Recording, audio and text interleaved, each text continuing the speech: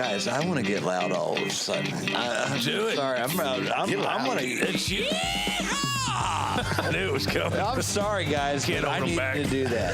It is. You feel like Poseidon chucking that bugger down in the water. Sucking that bugger. Did you butt out that deer? I did not butt out that deer, but the next one I get, okay, it's getting its butt out. Is that little Stevie out here in the back? Drobop, bow drop, I'm sorry. Drobop. Hello. Stay tuned. I'll be back after my seizure. Every little chipmunk that was running around, everything's dead quiet, and I went like that. Just happened. I saw what is in essence a nature-gasm. Good evening, everyone. Welcome back to another episode of the Rut and River Pursuits podcast. We are gathered around the Sonic Campfire again after a short hiatus. And now back to your regular scheduled program. We're back to our regular scheduled program. I'm Steve. I'm Will. I'm Uncle Buck. I'm Ryan. I'm Dave. I'm Catfish. I'm Kyle. We've got a full house tonight. What do they call you? They call you DK there? Is that Dave over there? They call you Dave? Just go ahead and call me Dave. Yeah. Roland Martin giving DK a hard time. That was awesome. That was awesome. I had to listen to that. What's your real name, boy? Quit freaking me out with letters. Yeah. So we were at the Great American Outdoor Show last week, and what a week. We'll get into that a little more in this week's In the Current. So stay tuned for that. But we had the privilege. Well, before we get into that, a short, quick story kind of ties into tonight's They're guest. never short. Is it gonna be short, bud? This one's short. Do This tell, one's short. Stevie. So we have a very special guest. I'm getting stuttering. I'm stuttering here, man. This Getting is, nervous. Yeah, this is hard. It's for not me. like you. No, it's not at all. I remember the first time that you. I don't want to stifle okay. So last year at the Great American Outdoor Show, we got to meet one of my favorite lure manufacturers, and I was there with and you were there, and I was a little, a little starstruck, I guess you'd say. I was Isn't like, that right? use your words, bud. Use your words. You were a kid going to Disneyland. Oh yeah, exactly. You And- were excited. And the funny thing is I got introduced to this lure manufacturer kind of by accident. I'm standing at Walmart's one day, and just staring at the fishing tackle, and this guy walks up, and he's all jammed up. He's in the middle of a trout derby, and I can't find any of these trout magnets. These trout magnets, I can't find. I'm looking for the black jig heads in this whatever color, and I had no idea what he was talking about, but I started researching it afterwards and ended up, I waited till they went on sale. So you tried Of course. And then- Of course you did. You short drifted the dude. So I watched what he bought, waited for him to go on sale, and I bought him. And I watched where he went fishing, and I didn't wait for anything. So I bought some, and did some research online, and started catching fish with them right away. Like it was a very short learning curve, which for me typically takes 10 to 20 outings with a new lure before I even get a bump. But with these, it was right away with the Trout Magnet. So last year, we're at the show, and I'm already in love with that product. Oh, and we got to meet and Todd. we got to meet Todd. Which Todd was like really cool because Stevie couldn't breathe, so like couldn't Todd's breathe. like, here's He's a paper bag, Yeah, just settle down, bud. blow in and out. He Take helped her me. easy. He helped me settle down there. Yeah, so we got to meet Todd, and later found out that he's one of the founders of the company, and we got to meet Todd again this year and talked a little bit more. And you can't really get into it much at the outdoor show. We've talked to He's pushing like, 70 quit vendors or standing in something front of like my that. booth, kid. Yeah, he's like, Yeah. get out of here. Getting in the way, boy. Yeah. So we couldn't really spend a whole lot of time with them because they're busy, we're busy. We got, a bunch of people to talk to. Yeah, they're great though. Yeah. Yeah. And so I asked Todd, hey, let's do a full show. And he without hesitation said, absolutely, call this number. I know a guy. I know a guy. So on the line now, we have the co-founder of Trout Magnet, Jeff Smith. Welcome, Jeff. How are you? Hey, I'm doing good. I thought you said that story was going to be short. Good night. I took a nap. Welcome to Stevie Land. Yeah. That is a short story for Steve. I summarized All right, it. just checking. All right, good. Yeah. No, I'm glad to be with you guys. Yeah, we're glad you're here. I was tapping him on the leg under the table. I'm like, come on. No, we'll edit that down, and it'll be even shorter. Get probably, on with too. But no, we really appreciate you being here. We are, all big fans of the product, big fans of your product, and which is why I appreciate it. Beyond that too, like I said, we've gotten to know some of the guys, and now being at the outdoor show a couple of years, they're now our friends. Yeah, we just absolutely. Todd's a great guy. We run And right to the booth. What was that? We run right to the booth and just hey, what's up, guys? What's new for this year? What and kind of just get that real quick update, and then we see everybody throughout the whole week. You get to be pretty good friends real quick. How many? I know. Well, we as sportsmen connect pretty quick, pretty fast sometimes, and once you meet somebody and find out, hey, they're like us trying to catch fish, you connect pretty quick and become friends pretty quick. Yeah, it's wonderful. You're absolutely right. Absolutely right. How many of us bought rods from Trout Magnet this year? Oh, did you buy some Trout Magnet rods? Good. All of us. I bought one. I know I did. I bought 2 because my son had to have one. So there's 3. That's awesome. Catfish is saying he's done it. There's 4. Stevie and Will. 6 rods right here around the table. At least 6 or 7. Yeah. What does a man named Catfish do with a trout rod? I don't know what that's all about. I don't. How's that work? Catch bait. Oh, Actually, I'm going to take that trout rod and I'm going to make it my crappie rod off the kayak. So. Oh, I'm telling you, it's my favorite crappie rod. Yeah. Especially if it's not less one. It's perfect. Exactly. That's why I bought it too. Yeah, that's my plan for it. It feels like it's going to be absolutely perfect for it. So. I haven't paired a reel up with it yet. I've been looking. So, any suggestions? Well, I was going to tell you, I was disappointed. I waited until day 2 of the show because they sold out of the combos and the reels on day 1. I heard they had reels, but they sold so fast. We designed one last year. It's been 2 years ago now. It's called Ballo. We basically, we grew up in West Virginia, Pennsylvania, and I never put a whole lot of money around a reel. But I always wanted something that was good and last, quality. I heard that. So we started making all this stuff. We're like, man, we got to make it to where it's affordable, but it's a good reel. So I made it for myself first. In fact, the rod you're talking about 20 years ago, we built that for Todd and I. We just made a rod that had a fast tip on it. It's not like much that's out there. Most of them that are light are too whippy, like a noodle. Yeah. And so we made the rod for ourselves. And then years ago, we used the Shimano Sedona reels. And they're still a good reel, but they had a 750. And it was a perfect size. It lasted a long time. About 3 or 4 years ago, they changed the model, and all of a sudden it wasn't the same reel anymore. So we were like, hey, we got to make something that's, comparable to that type of reel. So we based it on that type of reel, 5 ball bearings, good metal spool, a good drag. And, it's a good reel, especially for the price. They're only like $25. Yeah. But got a good drag system on it, and it matches up to that rod. But anything in the 1000 series, like a Shimano 1000 and a Sedona, those types of reels are good. They're $60, $70 is a problem. That's kind of what we were trying to avoid. Now you're speaking my language. So how long have you been fishing, Jeff? All my life. I grew up in Pennsylvania fishing. I mean, I remember as a kid going out there opening day of trout season, and catching a few fish and not being really good at it. But we caught a few fish opening day. And shoulder to shoulder. I fished for trout. Oh, good night, I live. What are you talking about? We were in each other's laps.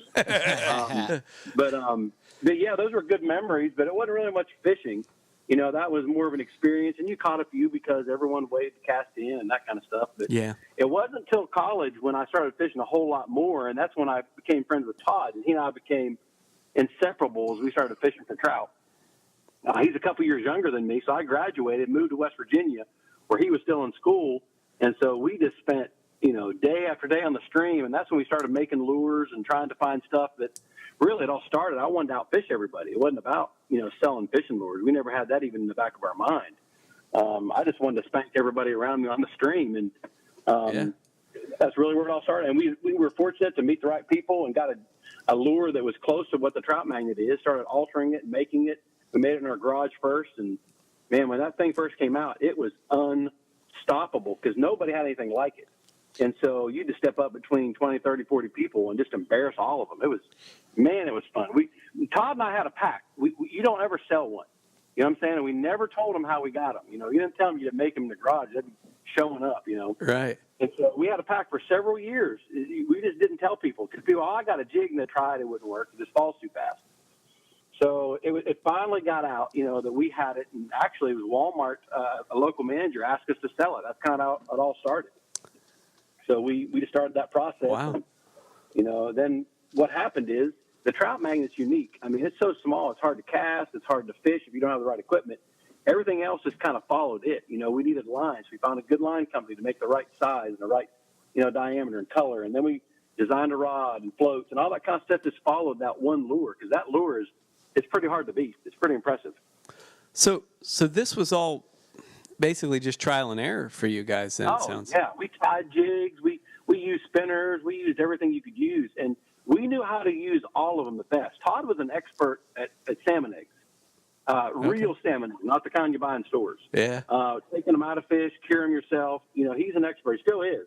And you could do well with those types of things. But what we found out is if you were the first one to a hole with some of that stuff, you caught fish. But after that, it all became, you know, hand-to-hand combat, and really you pick one up here and there. And we were actually a little bit better than everybody else just because we planned ahead and we were versatile. We were fishing, you know, 3-pound line and nobody was fishing small line. And so all those things made a difference. But it wasn't until that jig, which was basically, you know, his idea and his brother, they were fishing with jigs for trout before I was. So this was basically Lou, Scott, you know, Tim and those guys. They had a jig that was very similar that we altered to make what is now the Trout Magnet. So, you know, back then fishing jigs for trout, this was not popular at all. And did you start fishing them in streams? Was that primarily where you were fishing them, streams or lakes? Or? Absolutely. And that's where it's easier, too. It's easier to fish in stream. We were in the middle of West Virginia fishing those small streams and started out twitching at first because we didn't realize you could drift it underneath the float as easily as you can. Yeah. That all came about, you know, a couple of years afterwards when people were struggling to catch them like we could. And so we started fishing the float. It was actually Todd's idea there again as well. And so he started fishing the float, and then I picked up on it. We found the right float we wanted, started making the float. And, you know, now I very rarely fish without that float. It's just a whole lot easier way to use it. What gave you the idea for the profile? Because I don't know. I'm struggling to try to see or to figure out what that profile matches. It's a mealworm with pants. A mealworm with pants. It's really weird. It's I was kind of thinking like, 2 tails, bud. Like, and it's really not our idea either when you think about it. I mean, the shad dart head is a very common head. Yeah. You know, it's just a small shad dart head.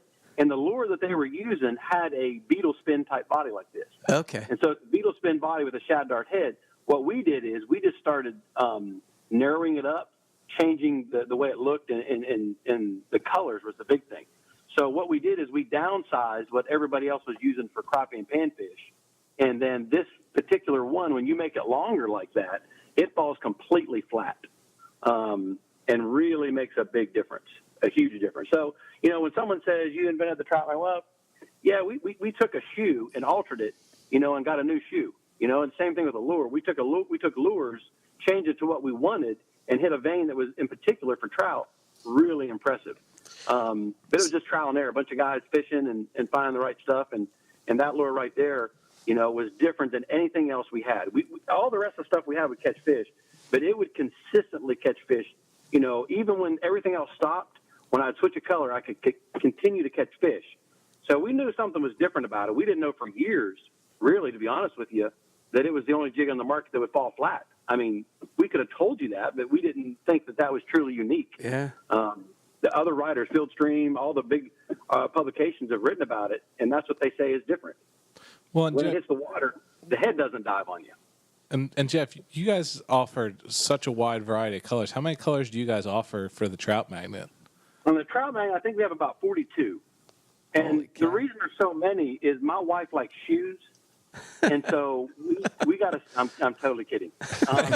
Basically, we basically make them for other stuff too, because there's colors that don't work for trout, but people love for brim. There's one called Purple Redemption. There's one called Bison. There's one called Bulldog. Those three in particular are basically brim or bluegill colors. And we have some that are for crappie. And then we have probably 30 that are, straight trout that you can use for both. But, some of those colors, like that straight bright pink color, man, it's hard to beat for trout.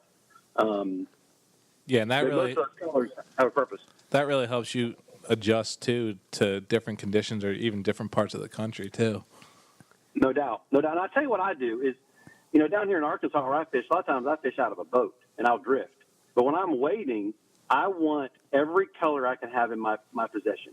And it's not because, I got all of them. I do that. But before we were selling them, I made every color that I knew they liked.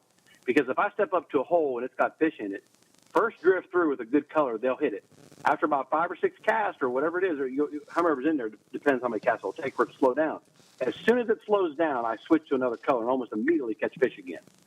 Well, I'll go through 10, 12, 15 colors, and there's only 4 colors that work good. Before I leave, I'll go back through those 4 colors one more time, and I guarantee I'll usually pick up 1 or 2 more on those colors a second time back through. And so if I'm standing still in the stream, I want a good color selection. Because every time I switch that color, it's like they're seeing something different. I can personally attest to that same thing, where the streams here are, they're extremely pressured. At least the ones that I'm fishing, they're extremely pressured. The fish have seen, by fly fishermen, by spinner fishermen, all that. Jeff, can I tell you why? Why's that? Because Stevie really only fishes where he sees other people catch fish. All right. That's partly true. That's partly true, but not completely. Which part? That's true, 100%. All right, the whole it's true. It's true. But so I'm fishing these places where I see a lot of other people catching fish, and if you don't throw it, I just didn't. I'm not a huge believer that you have to have, like bass fishing.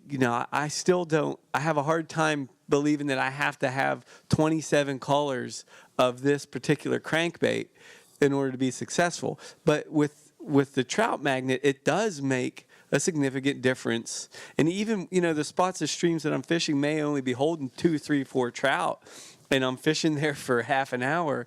And I do notice, when you make a change to that color, whether it's, from white to pink to whatever green, it does make a difference. It makes a huge difference. Yeah, it makes a big difference. Yeah. One of the things that I noticed too about them is you were saying earlier where people catch other things on them. I have a friend that fishes the Susquehanna here that has actually caught carp on the gold one. Really? Really? Multiple carp. There's a small spot down outside of Manchester, Pennsylvania on the Susquehanna where we typically go down and try to catch a lot of our bluegills for bait for catfishing. And there's always a good number of carp in this little back section of the river, and it's like magic. He actually catches. Really? He catches religiously. I mean, maybe not every night, but every week we're down there, he catches carp on a gold trout magnet. That's neat. There's a lot of things that eat. That thing falls so slow. The stuff that suck things in, bluegill, crappie. Yeah, man, I've caught everything on them, but there's certain species that really just, they go nuts for it. I sure learned to appreciate the Trout Magnet for the crappie. I don't think there's any better jig head to fish crappie on. Well, panfish in general. Most of the bluegills I use for bait, this is exactly what I use to catch my bait with. I bet. That makes sense, yeah. I've literally caught crappie one after the other after we ran out of minnows to put on the shad dart. Yeah. The Trout Magnet shad dart. The gold one. You caught him on the bear Just dart. the bear Come dart. on, bud. Really? Swear as God is my witness. No kidding. Yes. Well, everything in nature is attracted to gold. It don't matter whether they're human or. And I guess so. And I don't know if it's the color though, guys. I think it's the way it like we've already said 1,000 times already. The way it falls in the water. No kidding. I'm telling you, there's something about it. We made round jig heads for years. When you make that thing at that angle, they like it better. I don't know what it is. I don't know if it triggers them or something, Jeff. Yeah, it does. We were fishing for grayling in Alaska years and years ago, and I wish I would have had these back then because it was it was a gold tip jig head that actually was the only thing that caught them, and they weren't hitting religiously. But I think if we would have had these, I honestly believe we would have caught more grayling had we had these back then. And it's that the particular size, I think, too. So we need a grayling magnet and a carp magnet. That's right. So far we've got two new products coming out here after this show. And a catfish magnet with a bigger jig head. That's right, bigger jig head.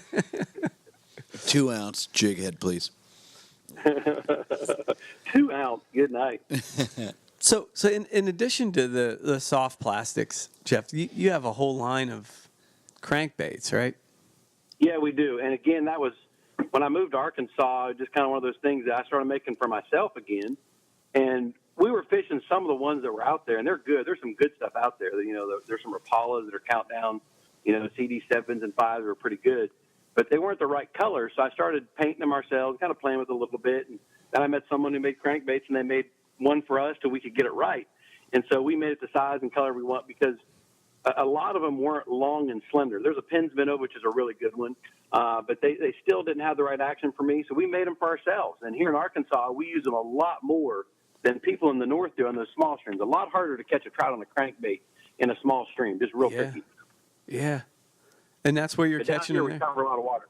What's that? You're catching them on the small streams with the crankbaits. Not very often. I catch them on the big streams, but there's people that do. And it always goes back to what I said when Todd and I were fishing back in the early 90s. You know, if I was the first one to the stream that day and I threw that crankbait, I caught fish on it. But once those fish get a little bit of pressure, especially a trout, they go back to their natural way of living, which is basically feeding on stuff that drifts by them. Okay. Trout isn't naturally a predator. He doesn't like to chase things, but he'll do it as a, you know, as he's enticed just to look at it, basically, you know, for lack of a better idea. A brown trout's different. He'll chase it to eat it. He's a meat eater. You know, I always say, you know, you're fishing down a stream and you catch a rainbow trout, there's a really good chance he's got buddies. He's very rarely by himself. So if it's deep and I catch a rainbow, I can go through there again with something else or that same bait because he's got buddies. Yeah. A brown trout, he's eating his buddies. He got nobody. You catch a brown trout, you keep on rocking. You just keep moving. He's not hanging around other fish. He's eating them. So let me ask you a question. Let's say I don't know much about trout fishing. Hypothetically. Hypothetically, yes. Would you guys would it benefit at all to package the soft plastics and say like some squid scent or, you know, something that have you guys ever thought of that? Because I don't know, does scent matter when you're fishing for trout? It does in some ways. We went through that years ago and trying to see, could we make this thing better? And, you know, can you make the Trout Magnet where they hit it more? And so we made actually like a Berkeley style bait. It was a Trout Magnet made out of fish parts.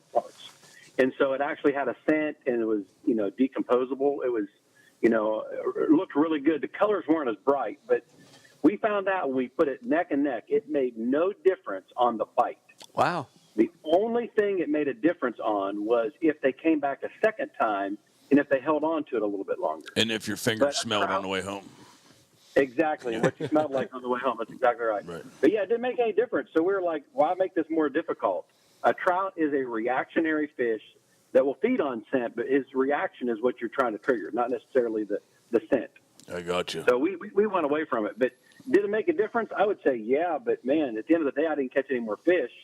They just held on to it a little bit longer for people who didn't set the hook, you know. Yeah. But if you were quick enough, you didn't miss them. Jeff, do you remember the first trout you caught on what you consider now your standard Trout Magnet? Boy, howdy. In the early 90s, Todd and I were going out to streams, and we were fishing. It was actually a winter time. It was just after the first of the year, and he was still in school, I believe, or it was right after that. I had just graduated, moved back to West Virginia, and we went to Lower Shaver Sport, one of the times that I remember this. And we were fishing March Brown spinners with a gold spoon and fishing a little bit of everything. But the stream would freeze up at night, and you have to break the ice off of it and push it down the river. I'll never forget that this one day we get there, and there's a bunch of people there waiting, a lot of older people, and Todd and I are young bucks. We hop down there with our neoprene waders and go all the way around the hole and break it off and then push it, and here it leaves the hole.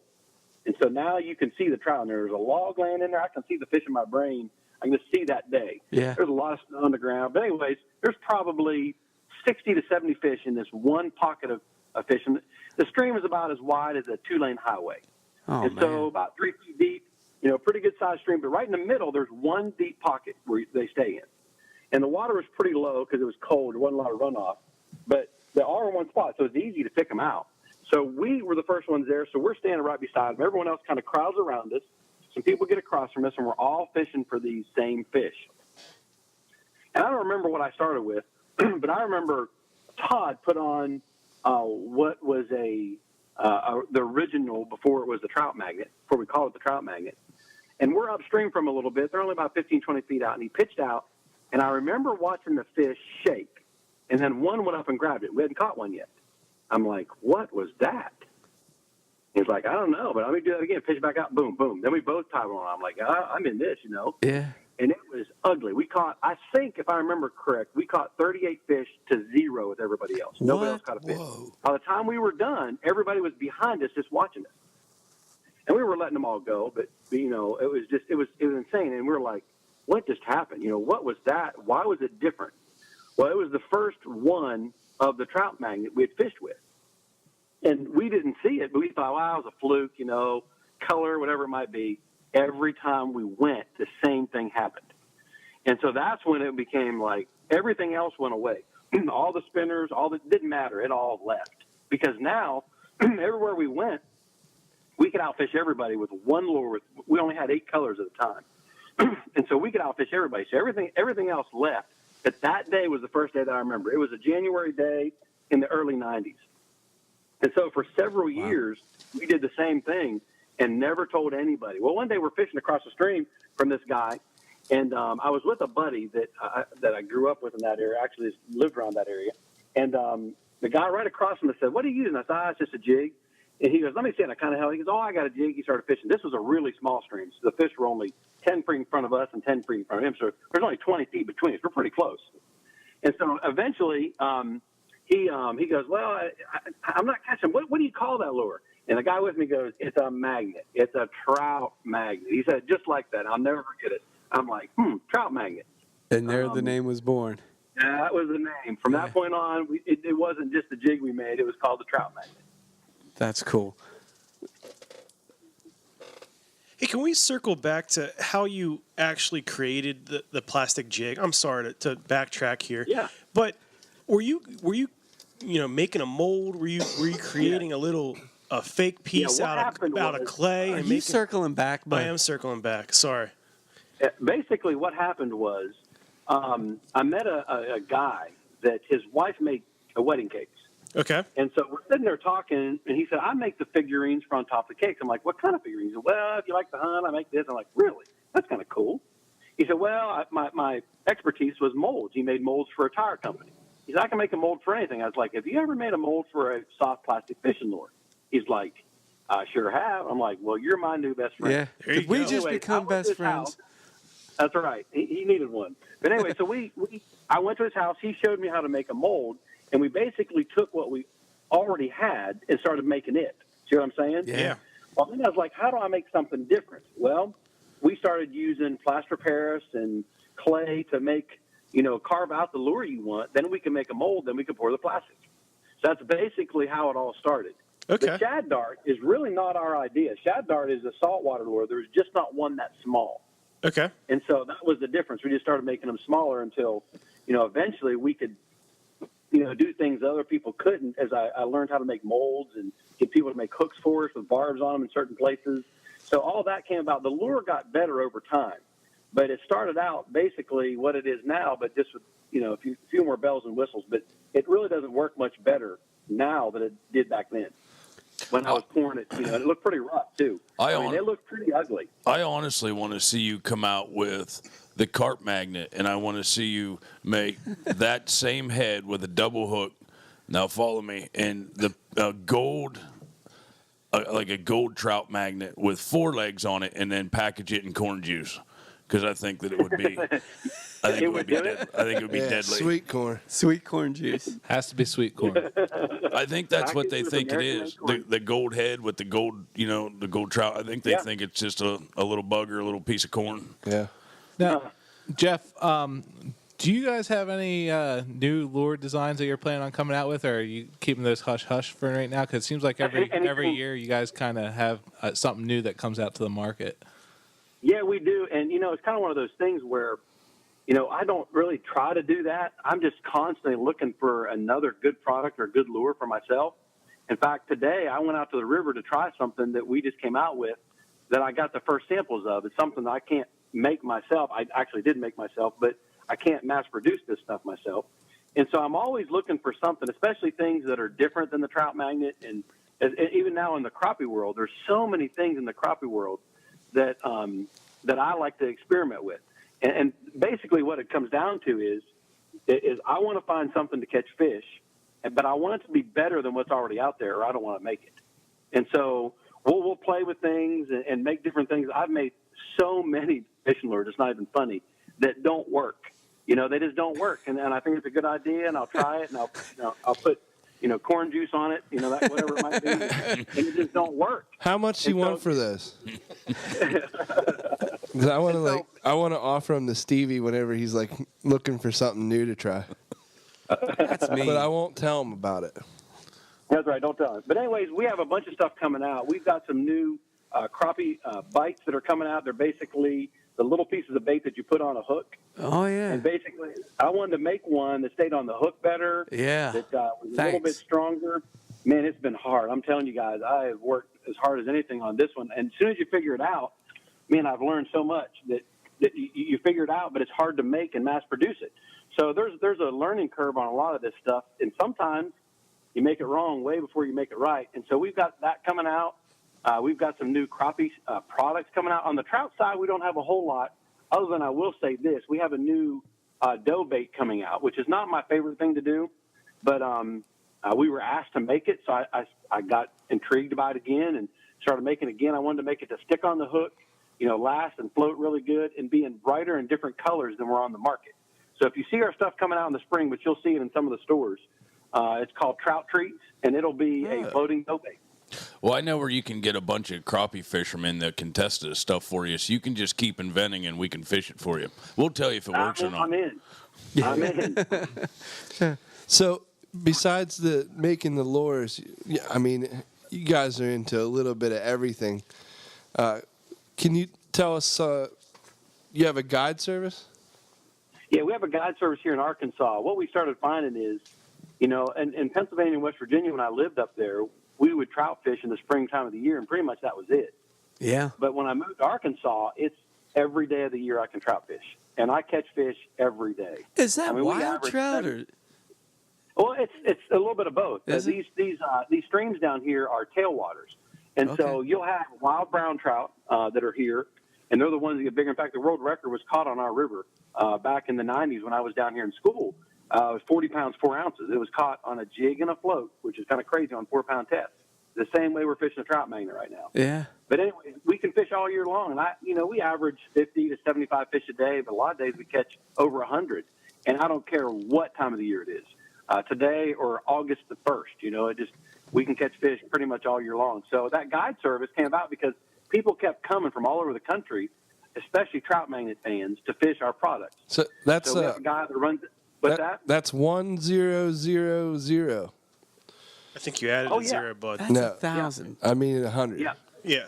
100. 10 plus 1 I'll 0. tell you this: I the best day I ever had, and if you've ever seen us on TV or seen our videos, we wear a clicker around our net. We count every fish goes in the net. One day, there was 3 people in the boat with me. We caught 538 fish in one day. Trout. All were trout. Yeah, it was crazy. But I can't. I've had literally hundreds upon hundreds of days of over 200. Hundreds of days like that. Are these? And so, Jeff, are these? I'm sorry, I keep going back to this, but do you guys have an incredible stalking program down there? Or? No, Steve. Well, I will say this. Yeah, they do. They do. It's kind of gone downhill since the glory days of 2000s. Yeah, 2000. You caught 2000. In 2000, they would stock about 700,000 fish in about a 40-mile long river a year. Yeah. And so, yes, there was incredible numbers, but also the brown trout that are in there are, they're not stocked. They're all wild. They produce every year. Yeah, they spawn. And we don't have really tons of brown trout, do we? I mean, they get stalked. People just don't catch them here like they do the rainbows and. I think rainbows are more commonly stalked. Common. Yeah. Now, Stevie, did you ever have to take off your boots to help count, or are you just sticking with your fingers on That's a deck? really funny, DK. No, And you can that see was a why really people good want day. to come down there and fish with it. I mean, who catches that many fish? Nobody does. man. Back in Pennsylvania. Not Stevie. Good No, night. I don't know of anyone that's. I know Carrying a clicker around. the only person I know that carries a clicker around is out fishing right now. Yeah. You would get trout thumb. From the clicker. From the clicker. So you guys guide all year long then, I take it, huh? Oh, yeah, every day they're out Yeah, that's there. what Yeah, he in said. fact, I went up to the river, and they were out there today, and they're pretty much there every day of the year. Now, we'll have problems with flooding down here, too, and how water with generation, when they open up the dams, we have problems with that. But outside of that, they're there, pretty much every day. Oh, we're coming up on that. I mean, it's downpouring today. It's in the 60s. Tomorrow it's supposed to drop below freezing with like 6 inches of snow, and then it's supposed to get 70-some like on Monday with a ton and a couple inches of rain. So we'll have the flooding issues here too. No doubt about it. What river did you say that was, Jeff? I'm trying to line You up got this. GPS coordinates where on that? exactly? We're on the Little Red River. It's right in the middle of the state of Arkansas. It's south of the White River. All It comes right. out of Bull Falls Dam.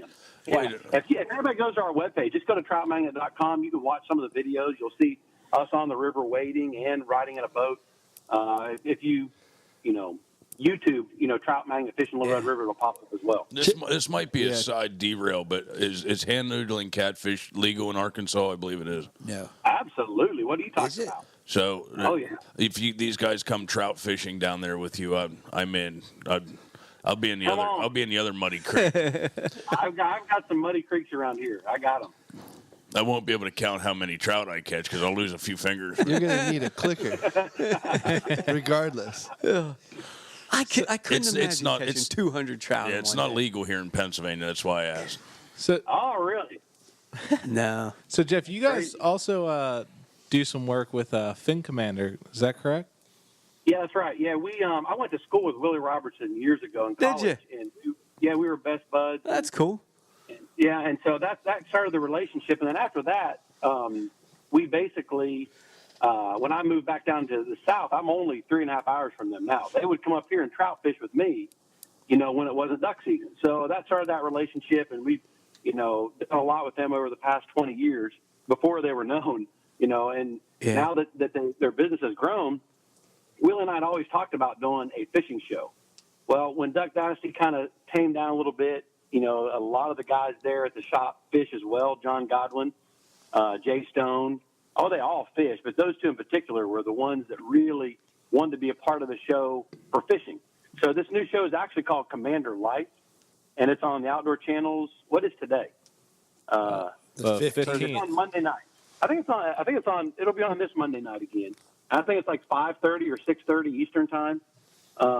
It's on right before the Duck Dynasty block, and it'll be Cammander Life, and it's either us fishing, us duck hunting, deer hunting, whatever it might be. But when it's fishing, they call it Fin Cammander, and then there's a line of products that we produce for that brand. Basically, it's our crappie brand that we've branded under the Fin Cammander name.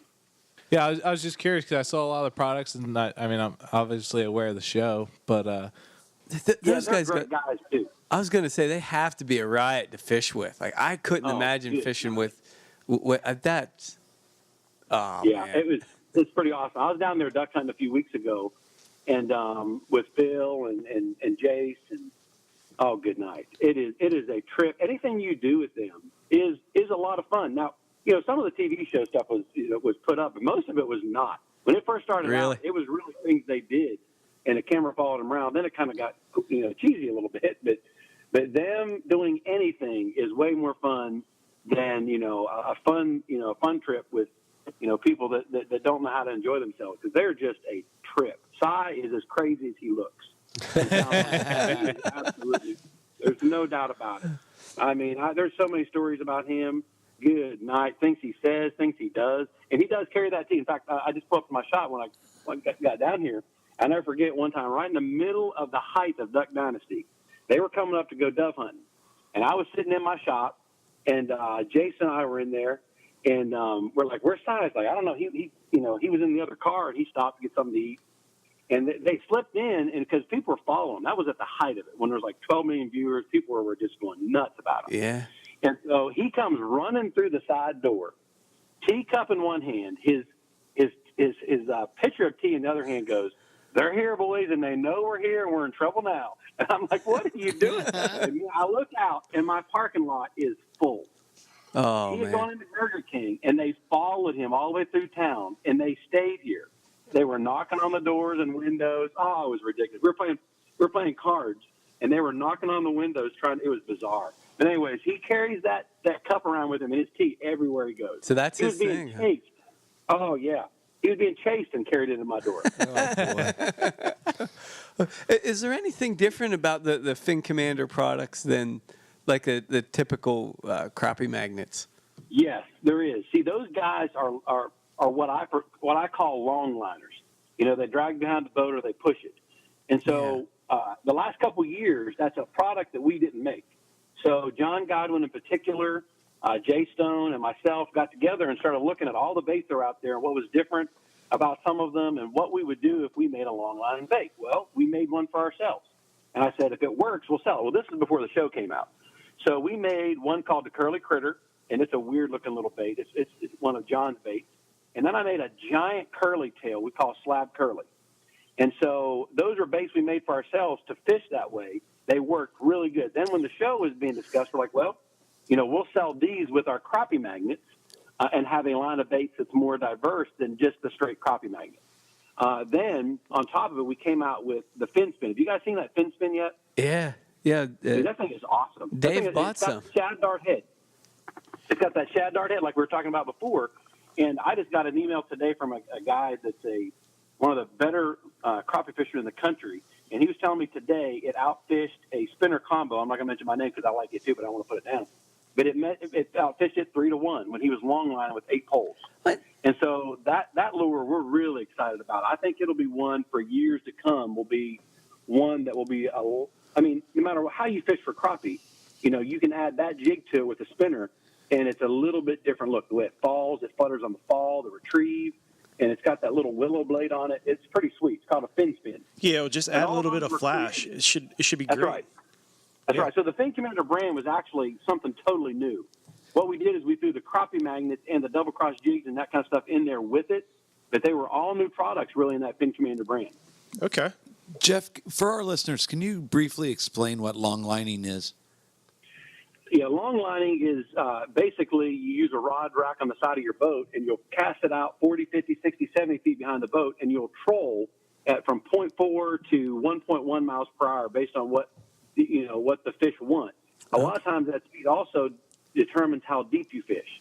Like on a shallow lake, I'll fish a 1/32 or a 1/16 jig head with a little curly tail, and I'll go 0.9 miles an hour because if I go slower, it'll get too deep. If I use a heavier jig, it'll go too deep. Well, if I want to fish 20 feet deep, I'll use a 16th or an 8th, and I'll go 0.4. So your speed as you're trolling controls it, and it's got to be straight behind the boat. And the downside is you can't make sharp turns. You got to have a pretty long straight line, and it's really probably one of the foolproof ways to catch crappie no matter what lake you're fishing on. A crappie will follow it, and he'll finally eat it. And so it doesn't take a lot of good equipment. It doesn't take a lot of good sonar. You just find it, and then you throw a marker out. Hey, I caught one right here. Well, more than likely, he's like that rainbow trout. Crappie are very social fish. Yeah. You circle back around, go through there, and do it again. The crappie magnet doesn't have a tail action where those slab curlies, the curly critter, as you're trolling them, it's pop, pop, pop, pop, pop, pop. It's moving. It's got that action to it. Where a crappie magnet is a straight up and straight down type of lure underneath the float, fishing straight below the boat. It's not a casting or a dragging type lure. That's longline. Do you ever find that you can catch fish longlining that you couldn't catch with just the regular crappie magnet? Yes, definitely. Because what happens is a crappie magnet is a straight up and straight down lure, so you minimize the area you can catch them because you only have one spot you can cast to. Okay. Where when you're long line, you're covering all kinds of water. That's right. And so those fish could be out there suspended, and you would never know with a crappie magnet. You'd have to just luck into them. With long line, and you're actually looking for those suspended fish that you can't target on structure. So, yeah, you can. There are two different styles of fishing. A lot of times when the spring comes, you want that crappie magnet right up on the bank or trout magnet, same way, right up on the bank, underneath the float, or straight up and straight down. But as the different times of year, those crappie will get away from the bank and suspend, in open water with really nothing to, to pinpoint them. Right. One thing that Todd mentioned to us was that you do a radio show of some sorts. I do? Yeah, he said that you go on the radio and get fishing reports and all kinds of stuff. Yeah, well, we do down here. Yeah, I don't do it. They call me. They call you. Okay. Yeah. The Arkansas, the state of Arkansas does one where we promote, what conditions are and that kind of stuff. But yeah, that's basically them calling and asking for information, and so we do that kind of stuff basically weekly to get, and it helps us promote our baits too, because the guy that does a lot for us runs our guide service, because he's on the water and he can say, water conditions are good. This is what we're catching them on. And basically we put that out there for them. So yeah, it's not ours, but yeah, we're on one pretty much every week. Only 700 yesterday.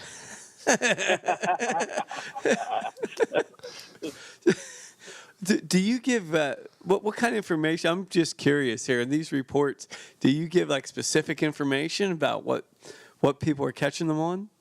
Yeah, the ones we do are basically all trout. And so, yes, we'll tell what people are catching them on, if they're fly fishing, if the water's right for fly fishing, if it's high, it's low, which part of the river is best right now, and what color trout magnets are catching them on. Oh, man, nobody does that around here. That lands you with a black eye or...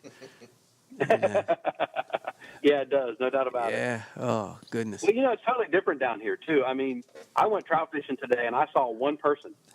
We have the best trout fishing in the country, and I saw one guy in a boat. And so it was kind of bizarre. I mean, it's just up there, if there's trout somewhere, you have buddies, Especially if Stevie hears of it. Yeah. Anyhow.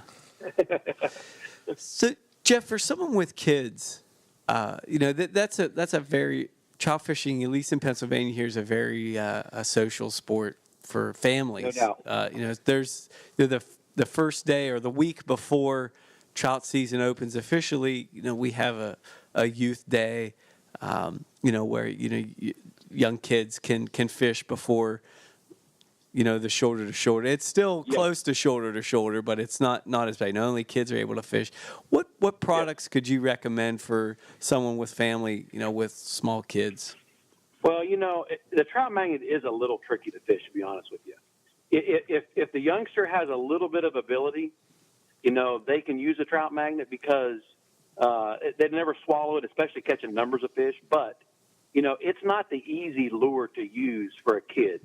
That's why dough bait, was one of those things we decided to get into, because it's not our clientele. The guy using dough bait's typically not the one using a trout magnet. It's just a little bit harder for him to use, and he wants to cast and let it sit out there, and, and eventually a trout will hit it. So, I would look, for a type of dough bait that you can use. Power bait's got some good stuff. Our new trout treats where you sit it on the bottom. But here's what I would tell people. The number one mistake that the majority of people make to catch trout is they're using too heavy of a fishing line.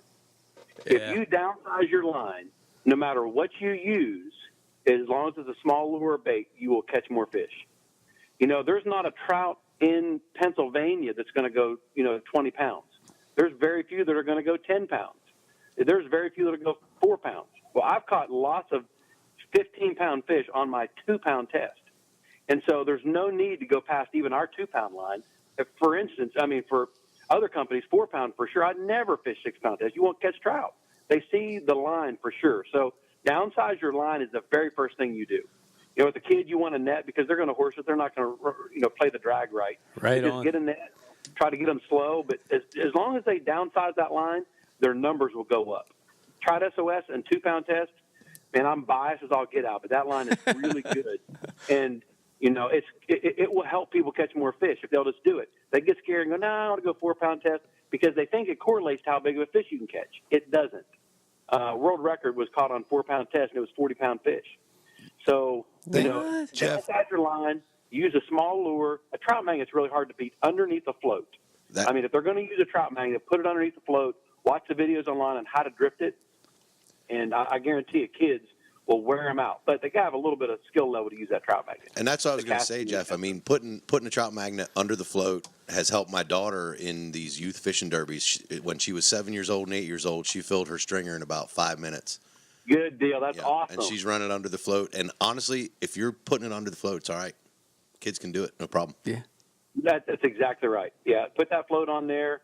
And, you know, if they have problems getting it out there, get a little weighted float. I don't like them as much because trout feel that tension, but it helps a kid cast it. It helps to get it out there a little bit further if they have trouble casting it. I got a confession to make.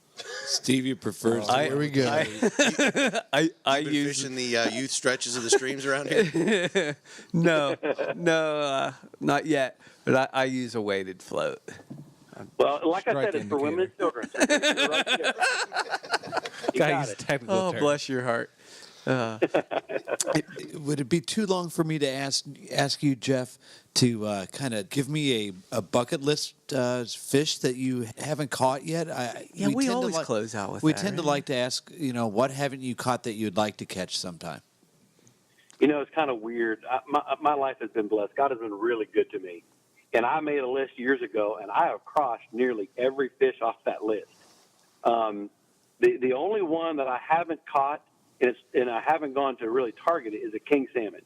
I was actually in that area and didn't target them, but a king salmon is one of the few that I target. Now, there's probably there's a lot that I haven't caught, but I've caught the giant Goliath grouper, tarpon, and, being in this business, I take a lot of people fishing, so they'll take me. So I've really been fortunate to catch some giant fish and all the species I want to catch. But one day I want to catch a king salmon on light tackle. I only want to do it on light tackle. Didn't I catch one of them that was like 12, 16 inches long or so? Super late. It was. Yeah, you got to get up here. I caught a baby prince. Prince salmon. I got a prince salmon. Hey, it counts. It does. Yeah. I think we know a guy. I'm sure you know a guy too that can get you on him, but we should make that happen. Yeah, if you ever get up Absolutely. here to the Great Lakes to get your king salmon, make sure you swing need to past do it. Pennsylvania. That's weird. I don't fish that area. I'll come up if I come up there. I'll fish Erie and that side, Yeah. for steelhead, but I never go on the other side really to fish for the other species. Oh, we know one of the salt of the earth captains. He's hands down one of the best people I've ever fished with up here. That's awesome. I'd love to have his information. He's out of Sodas Point. And We'll get you that, man. That'd be awesome. So, I'd like to say, on behalf of the guys, thank you so much for doing this and coming on the show, sharing your product with us from year to year here, and making us, part of the Trout Magnet family. Yeah. But you're definitely part of the R2 family, maybe. Like it or not. Yeah. It's because you're. Well, hey, thanks for having me. I appreciate it. I mean, I love talking about fishing to people that love to do it. So Yeah. I'm glad you guys called. Well, you enable the habit, that's for sure, guys. But absolutely. Thanks so much. Where can they find you if they're looking? If people want to find more Trout Magnet stuff? Well, we sell them to all the major retailers, but the best way to get trout magnets is go to our webpage. Everything ships within a day. And so troutmagnet.com, you can find all the stuff that we have there, different colors and things that you probably won't see in a lot of the stores. Our office is really good. We're made up of all fishermen, so if you have questions, call us. The website has our number on it. Call us up, ask us questions, what we can do to help. We really feel like this journey has been all of our journeys. The fishing with your daughter and the things that you're doing. When we hear those stories, it's what we've been doing for 20 years, and it really is. It makes us keep going and doing this. We're not going to get rich making the Trout Magnet. I thought at first we'd make a lot of money, but we get to do a lot of cool stuff and get to fish for a lot of stuff. And I make a living and take care of my family. But the most rewarding thing is, my goodness, we hear from people all over the country that are doing some of the things that we're doing, with the Trout Magnet. It's pretty cool. Yeah. Awesome. All right, guys. Well, thanks again, Jeff. Normally we end this with the whole rig 'em weedless thing, but I don't think that fits. We're going to have to rig 'em magnetized on this one. Rig 'em with the float. rig 'em floated. Jeff, what's your Trout Magnet saying? Sore lip 'em all. Sore lip 'em all. That's right. You got to throw up them all. That's what we'll have to end this one with. Ryan, where can they find us? They can find us at rutandriverpursuits.com. Also, check out all of the podcast episodes on iTunes, Google Play, Stitcher, Castbox. Castbox. Yeah. On Instagram, R2 Pursuits, and Facebook. And YouTube. Check out that YouTube channel. All right, guys. Thanks again, Jeff. Thanks, guys. Sore lip them all.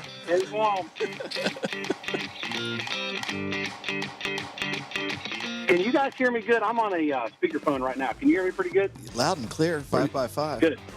Yeah. Good deal. What's 5x5? What's 5x5? I heard it on movie at one point. I don't know if that applies. I read you 5x5. What's that mean? I don't know. Some military talk. Oh, Ryan, what's that mean? It's made up. He made that up. I saw it on Aliens, I think.